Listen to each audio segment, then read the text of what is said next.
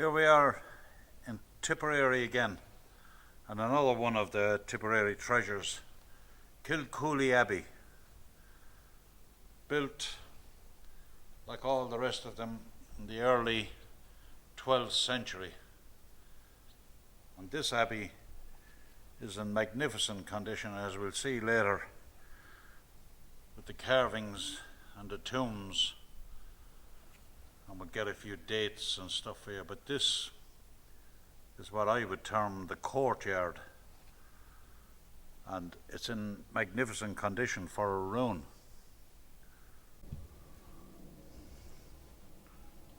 One of the stairways that's inside the abbey, this leading up to a locked room in the covered part that's actually roofed in this abbey. From the magnificent vaulted ceilings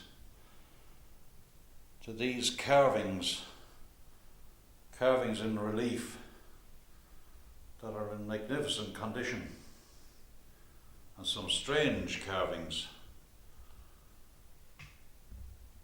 The one immediately over the door there,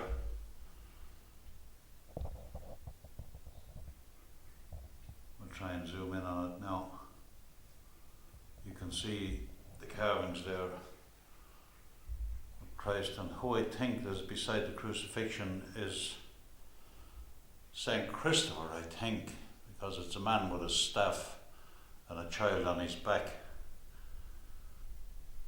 There are other real unusual ones.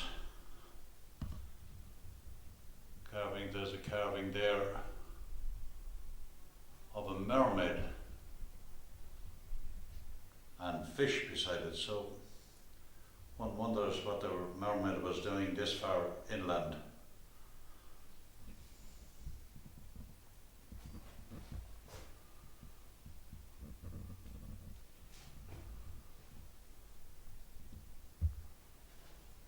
The lancet and curtain windows are still in very good condition. And we are off what I would term the sacristy, and this is going in to the church. This would be the inside of the main entrance, which is a magnificent entrance. We'll get a couple of shots outside just to show you how magnificent it is. This is the magnificent curtain window, still in very, very good condition after all these years. Below it we will have the altar, and to the left is the tomb.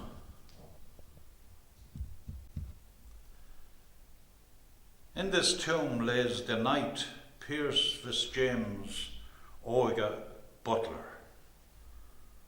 In 1526 he died and was interred here.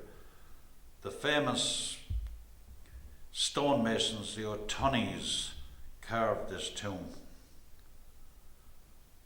and a magnificent job after all these years. 1526, 500 to 600 years old. Placed upon the walls here are the tops of other tombs, elaborately carved. And behind me, the tomb of one of the monks is here.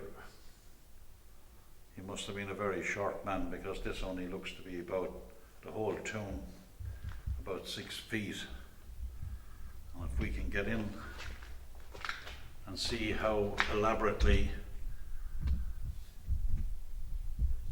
the roof of this tomb is carved, you can see the carvings, and they have lasted from all these years.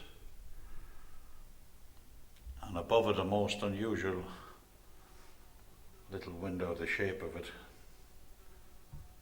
that circles within a bigger circle.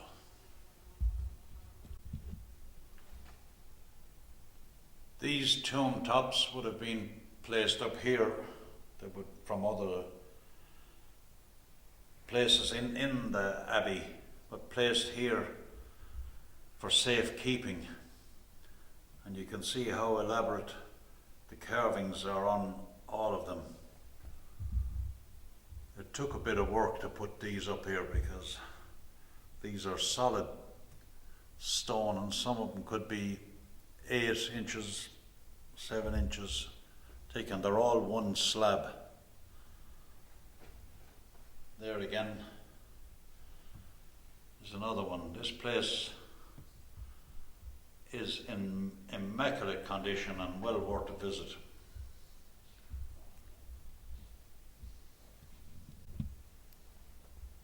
Beneath the arch of the tower in the church are these little, they're like sentry boxes. It's hard to know what they're there for, what symbolism they're.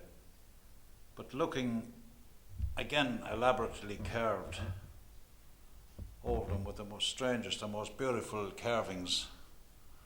And all the way up, there's natural symbolism everywhere.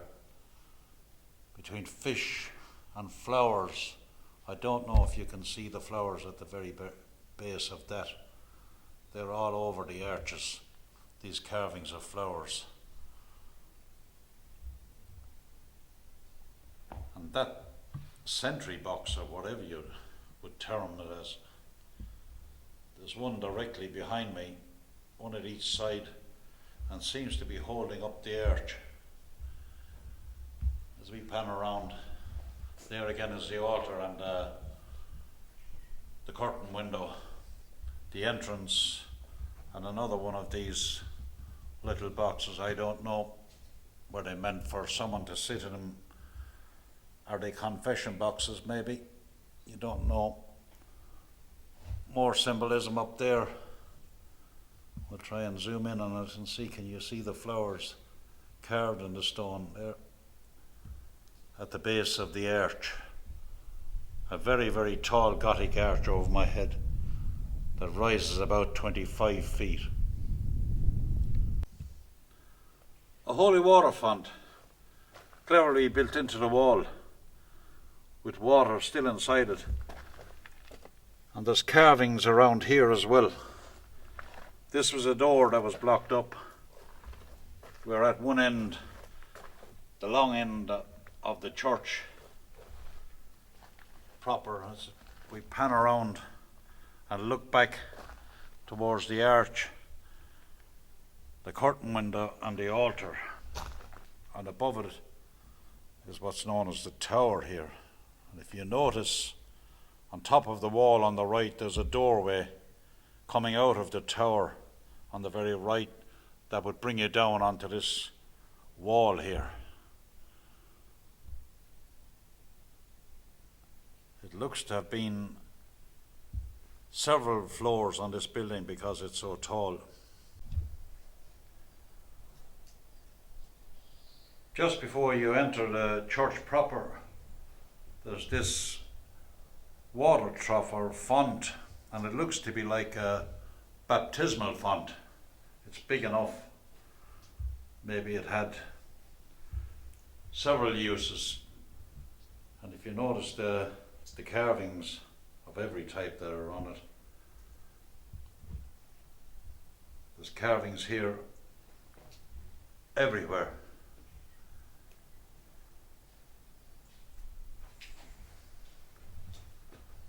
And most magnificent arches and vaulted ceilings. That's what the real tradesmen were at in those days. This is what part of the abbey looks like from the air. And in the field behind it there's this most unusual dome-shaped tower, which we'll have a look at in a minute. We're trying to work out, was it a kitchen, because the top of the roof is open and could only be open for one reason, and that's to leave out smoke. But this is just a part of the abbey, as I say, from the air.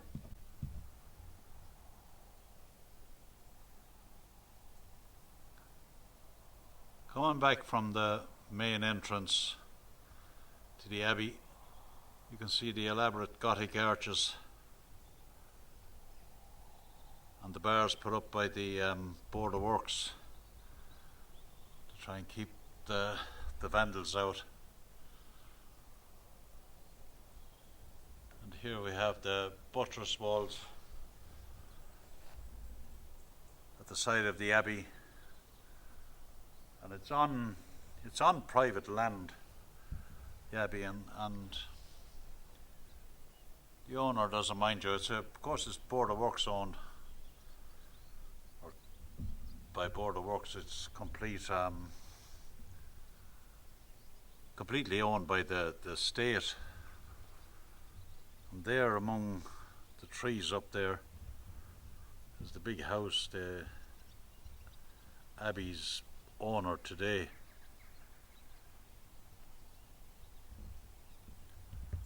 Nice little setting. The abbey is raised up in what we term as a small moat, if you like.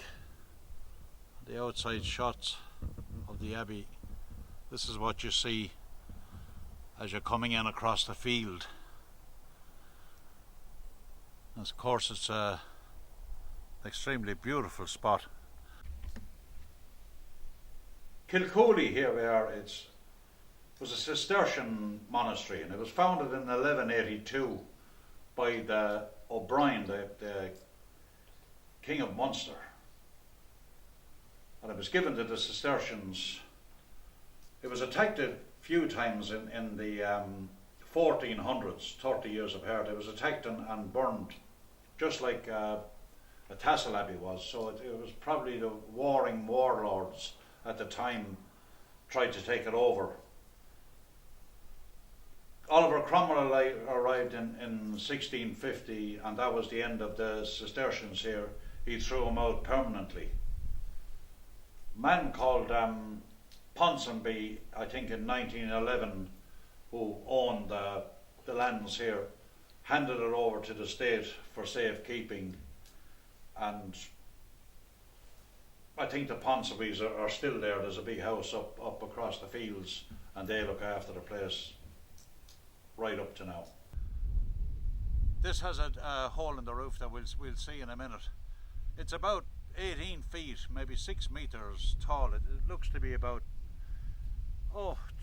20 feet, 6 meters across as well. Fairly substantial building. We'll just go and have a look inside. We're inside this dome-shaped building. A very, very interesting place. There's the doorway on the way in. We can't get back far enough with the camera. It gets brightened up now, and we'll pan up towards the roof, which up you see this ledge that the whole roof is built on. And there you have your skylight or chimney, whatever it is. It's 6 paces across, very narrow doorway. You have these rocks sticking out here. There has to be a reason for sticking us out. It makes me think maybe it was a smokehouse, maybe for smoking food, but there's no doubt about it. It's very, very unusual.